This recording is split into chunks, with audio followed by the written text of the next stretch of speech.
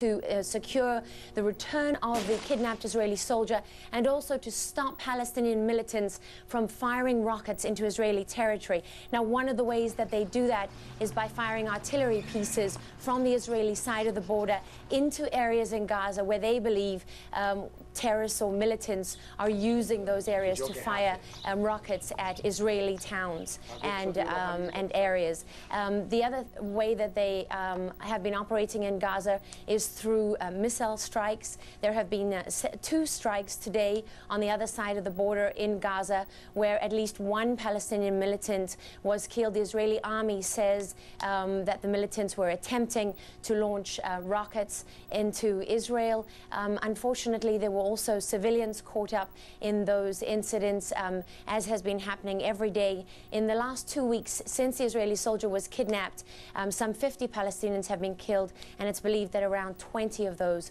were civilians, Harry. And Lara, it doesn't seem to me that all of these attacks have motivated the Palestinians to cooperate very much.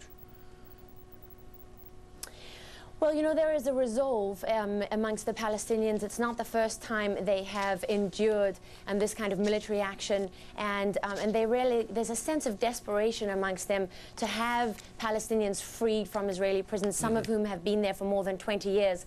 And some of them really believe that they now have leverage and a reason to force Israel to do that. But others believe that's a very, very naive, and there's no chance that Israel will negotiate with Hamas at all. Lara Logan live in Tel Aviv this morning. Thanks.